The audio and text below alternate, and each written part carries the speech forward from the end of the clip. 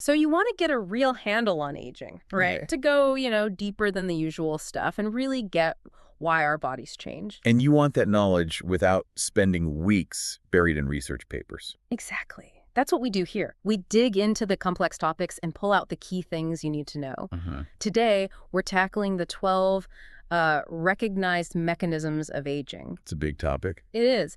And our mission isn't just to list them, but to give you real, actionable insights. How they affect you, and maybe, just maybe, what you can do about them. It's pretty fascinating, really. Because while, your friend might seem to age differently than you, Yeah, some people seem luckier. right? But the fundamental stuff happening inside at the cellular level, it's basically the same for all of us. Okay. And understanding those core mechanisms, well, that gives you a chance to personalize things, right? To take care of your own health as you get older, if you know how the engine works. You can maintain it better. Makes sense.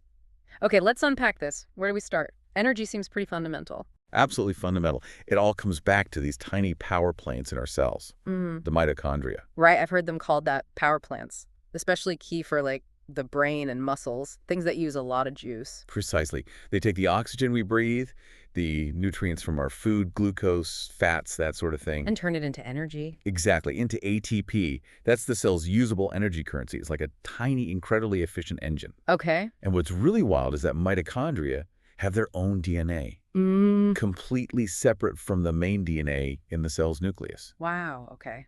And they can even replicate on their own, almost like little organisms living inside us. Okay, hang on. This mitochondrial DNA, you said it's separate. Is it different in other ways? It is. And here's the kicker. Yeah. It's actually much more vulnerable to damage than our main nuclear DNA. Oh, why is that? Well, a couple of big reasons. First, free radicals. The unstable molecules. Yeah, those reactive things. They're actually a natural byproduct of making energy, but things like a poor diet, pollution, Yeah. they really ramp up the numbers. Got it. And the second reason. Mutations. Errors when the mitochondrial DNA gets copied. Think of making copies of copies, errors creep in. And it doesn't have the same proofreading systems. Exactly. It's less protected than our nuclear DNA. So damage accumulates over time. Okay, so we get damaged mitochondria. What happens then? Does the cell just ignore them? No, it tries not to. There's a cleanup process called mitophagy, literally mitochondria eating. So the cell eats its own bad mitochondria. Right, it removes and recycles the faulty ones. But here's the problem with aging. That cleanup process, mitophagy, can become less efficient. Ah, so the junk piles up. Sort of, yeah. You get this accumulation of dysfunctional mitochondria. And they're not just passive junk either. These damaged ones actually send out signals. Bad signals. Yeah, signals that can mess up how the whole cell works, even interfere with how cells talk to each other. Okay, that sounds not good. So what can you actually do about this? Is it just inevitable? Not entirely. There are ways to support mitochondrial health. One big one is actually boosting the number of healthy mitochondria. High-intensity interval training, HIIT. Ah, the short bursts of intense exercise. Exactly. That brief period where your oxygen drops a bit creates this hormetic effect, a little stress that signals the body to build more, stronger mitochondria. Interesting. Stress isn't always bad then. In the right dose, it can be beneficial. Yeah. Then there are key substances, things our bodies naturally make, but often less of as we age. Okay, like what? Well, NAD is a huge one. Nicotinamide adenine dinucleotide, crucial for energy production. And I've heard of NMN. Right, NMN, nicotinamide mononucleotide, is a precursor. Your body uses it to make more NAD. Another important one is AKG, AKG. alpha-ketoglutarate. It's key for the Krebs cycle, that main energy pathway. Right. But it also does other things like helping with collagen, and it seems to influence stem cells too. We actually have deeper dives on both NAD and AKG if you want the nitty-gritty. Good to know. So beyond those specific compounds, what about basic nutrition? Absolutely critical. Many people don't get enough omega-3s, for instance, Yeah. or vitamin C. Even malate, the stuff in apples, that plays a role in the Krebs cycle too. Huh. Apples. Simple stuff. Sometimes. And then there's more cutting-edge research looking at things like, well, tert-butyl hydroquinone, that's a mouthful, and ficitin. That one's found in apples again, and strawberries. Some studies in organisms show it might extend lifespan, partly through helping mitochondria. Ficitin. Okay, noted. Let's shift gears. What's the next mechanism? Let's talk about cellular senescence, or as they're often called, zombie cells. Zombie cells. That does not sound good. What are they? They're basically cells that have suffered too much DNA damage. But instead of dying off like they should, Just hang around. like Zombies. pretty much, they stop dividing, lose their proper function, but they don't die. They stay metabolically active, How? and crucially, they start spewing out all sorts of nasty stuff. Nasty stuff like what? Inflammatory molecules, cytokines, and enzymes that actually break down surrounding tissues, metalloproteinases. Yikes. So these zombie cells actively cause damage. Yes. Think about your skin. They contribute to collagen breakdown, wrinkles. In joints, they can make arthritis worse. In your arteries, they can cause stiffening, contribute to high blood pressure. So they're kind of the opposite of stem cells, which help renew things. These guys accelerate the breakdown. That's a good way to put it. But the good news is, researchers are developing strategies to specifically target and eliminate these zombie cells. They're called senolytics. Senolytics. Okay, what are they? Interestingly, two of the substances we've already mentioned show senolytic activity. Quercetin and fisetin again. Since it's aging again, so one compound can hit multiple aging pathways. Exactly. That's a really encouraging aspect. And studies in mice showed fisetin could increase lifespan even if they started taking it when they were already older.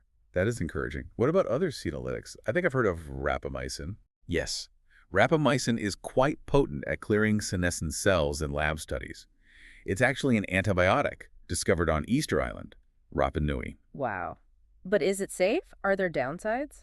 There can be, yes. Rapamycin can suppress the immune system, which is a significant concern, and it might also affect blood sugar regulation. Okay, so maybe not something to jump into lately. Definitely not. It's a powerful drug, and while the research is ongoing, especially in animals, the human evidence for anti-aging isn't there yet to recommend it broadly, given the potential risks.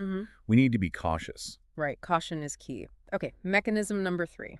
Let's talk about proteostasis. Proteostasis. Sounds complicated. It just means protein balance, basically keeping a healthy equilibrium between making new proteins and getting rid of old, damaged, or misfolded ones. Okay, like quality control for proteins. Exactly. As we age, this system can become less efficient, and you start to get an accumulation of this protein junk, let's call it, both inside and outside cells. And this protein junk causes problems. Big problems. It's strongly linked to diseases like Alzheimer's, with those amyloid plaques and tau tangles. It also increases the risk for heart issues. Any everyday examples?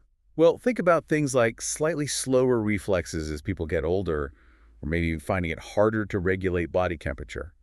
Those can be linked in part to this decline in proteostasis. So does the body have ways to fight this accumulation? Oh yes, we have built-in defenses. One key group is called chaperones. Chaperones. Like at a dance. Sort of. These are proteins that help other proteins fold correctly in the first place, and they prevent them from clumping together when they shouldn't. Okay, so they prevent messes. What else? Autophagy. We mentioned it with mitochondria, but it's crucial here too. It's the cell's recycling program. Right, breaking down old stuff. Exactly. It breaks down damaged proteins and organelles, recycling the raw materials. It makes the whole system more sustainable, more efficient. Cellular decluttering. Can we boost autophagy? Yes. One of the most well-known ways is through intermittent fasting. We actually have a whole separate deep dive on autophagy if you're interested. Good to know. Any other ways besides fasting? There are substances that seem to stimulate it too. Spermidine is one that's getting a lot of attention. Spermidine, okay. So that could be an option for people who can't or don't want to fast? Potentially, yes. And there are other layers too, like specific anti-amyloid processes and things called proteasomes that tag and destroy bad proteins. But the main point is, keeping protein quality control running smoothly is vital. Makes sense. Okay, what's next on the list? Number 4, deregulated nutrient sensing. How our body senses food. Basically, yeah. How it senses the availability of nutrients like amino acids and glucose to these key pathways. I think I've heard of mTOR. That's a big one. mTOR gets activated mainly by high amino acid intake, think protein. Then there's IGF-1, which is more tied to insulin and carbohydrate intake. And these pathways are good, bad. They're essential, especially when we're young. They drive growth, muscle building, repair. Very important. But there's always a but with aging, isn't there? Yeah, seems like it. The issue is chronic activation as we get older. Yeah. If these growth pathways are constantly switched on, It's too much of a good thing. it seems that way. Yeah. The body appears to prioritize building and growing over maintenance, and recycling processes like autophagy kind of get suppressed. So constantly eating, especially protein and carbs, might keep these pathways overly active? That's the idea. It sort of pushes the accelerator on aging, which is the opposite of what we see with calorie restriction, which tends to promote longevity. Okay, so how do we counteract that, besides just eating less? Well, diet composition matters. Things like a sirtuin-activating diet focusing on polyphenol-rich foods might help. Sirtuins are proteins linked to longevity. And supplements. Yes. NAD and AKG, which we discussed for mitochondria, also play a role here. They can kind of mimic the cellular effects of calorie restriction. Mimicking fasting without fasting. In some ways, yes. And then there are AMPK activators. AMPK is like the cell's fuel gauge. Activating it signals low energy. Forcing the cell to conserve and repair. Exactly. Resveratrol is a well-known AMPK activator. Actogen is another. And typical doses for NMN are often around 300-500 milligram, usually liposomal. AKG, maybe 1,000 milligrams, often calcium AKG. And again, this all ties back into promoting autophagy. It all seems very interconnected. It really is. Okay, mechanism 5, altered intercellular communication, how our cells talk to each other. Communication breakdown. Yeah. Remember those slightly creepy parabiosis experiments in mice? Connecting the blood systems of old and young mice? Vaguely, yes. The young blood seemed to help the old mice. It did, and the old blood seemed to accelerate aging in the young ones. This pointed towards substances circulating in the blood that regulate aging. What kind of substances? We now think it's a mix of things circulating proteins, small signaling molecules called peptides that influence inflammation and other processes system-wide. Which brings us to inflammaging? Exactly. That term for the chronic, low-grade inflammation that builds up as we age. It's not like the acute inflammation from an injury, but this persistent, simmering background inflammation. And we can measure it. Often, yes. Things like high-sensitivity C-reactive protein, HSCRP, in a blood test can be an indicator. Factors like high insulin, certain cytokines, TNF-alpha, even some hormones are thought to contribute. And this low-grade inflammation is bad news. Yes, it seems to damage tissues over time, and importantly, it can actually harm our precious stem cells. So the strategy here is reduce inflammation. Broadly, yes. It's less about one magic bullet supplement and more about overall lifestyle changes aimed at lowering that systemic inflammation. Okay, makes sense. What's number 6? Let's talk about the gut, microbiome dysbiosis. Ah, the gut microbiome. Seems like everyone's talking about gut health these days. Lots more digestive issues, food intolerances. It certainly seems more prevalent. And our modern lifestyle likely plays a big role. Diets, high in processed foods, low in fiber, stress, antibiotic use. It all impacts the trillions of bacteria living in our gut. How does it impact them? Often leads to reduced diversity, fewer different types of beneficial bacteria. And that lack of diversity is linked to all sorts of problems. Like? Poor digestion, obviously, but also increased risk of digestive diseases, autoimmune conditions, and yes, even faster aging. Wow. So the gut bacteria influence aging speed. The evidence points that way. Those animal studies you mentioned with fecal transplants from young to old animals showing rejuvenation effects, especially in the brain. That's pretty compelling. It really is. So it's not just the bacteria, but what they produce. Exactly. Postbiotics. These are the beneficial compounds the bacteria make. Some can influence our brain chemistry, like serotonin production, vitamin synthesis. Even gases like hydrogen might have benefits. And imbalances like SIBO, small intestinal bacterial overgrowth. Yeah, that can definitely drive inflammation and cause issues. So the solution is fix the gut flora. Pretty much. Improve gut health through diet, lots of fiber, fermented foods, and potentially targeted probiotics. We do have a guide that goes step by step if you want more detail on that. Okay, good resource. Moving on, number 7. Genomic instability, basically DNA damage. Right. Our DNA is the instruction manual. Damage means bad instructions. Essentially, yes. Yeah. Malfunctioning cells, proteins not being made correctly, it's fundamental. Where does the damage come from? 2 main sources. Yeah. External things like UV rays from the sun, certain drugs, smoking, toxins, pollution, even viruses. Okay. And internal. It's the byproduct of living. Free radicals generated during metabolism, other chemical reactions inside cells. Some damage happens constantly every day. So damage is normal. The problem is too much damage or not enough repair. Exactly. When the damage rate overwhelms the repair systems, that's when problems accumulate. And the impact can depend on the cell type, how old you are. Damage in a stem cell is a bigger deal. And didn't we say severely damaged cells can become those zombie cells? Yes, that's one potential outcome. It's a protective mechanism, in a way, to stop a badly damaged cell from dividing, but then you have the zombie cell problem. It's complex. Are there any weird exceptions, like conditions where DNA damage doesn't track perfectly with aging diseases? There are. Progeria, for instance. Kids age incredibly fast, but don't always get typical age-related diseases like Alzheimer's. And cloned animals like Dolly the sheep, they developed from adult cells with some accumulated DNA damage, but were initially healthy. Huh. And what about those Yamanaka factors, reprogramming cells? Right, that work showed you could take old cells in a dish and, using these specific factors, essentially turn back their epigenetic clock, rejuvenating their DNA profile. Applying that safely in humans is the huge challenge, though. Right, so for now, focus on preventing damage. That's a practical approach. Minimize external hits. Use sunscreen when the UV index is high, say 3 or more. And SPF 30 means only 130th of the UVB gets through, compared to no protection. But we need some sun for vitamin D, right? Absolutely. It's a balance. Sun exposure is important for vitamin D, mood, energy, circadian rhythm. Just avoid overdoing it, especially during peak UV hours. And obviously, don't smoke. Definitely. Any resources for quitting? We have some strategies in our cardiovascular health deep dive. And if you live somewhere with bad air pollution, consider an air filter. HEPA H13 can trap those really small, damaging particles. Good tips. Okay, number 8. Telomere shortening.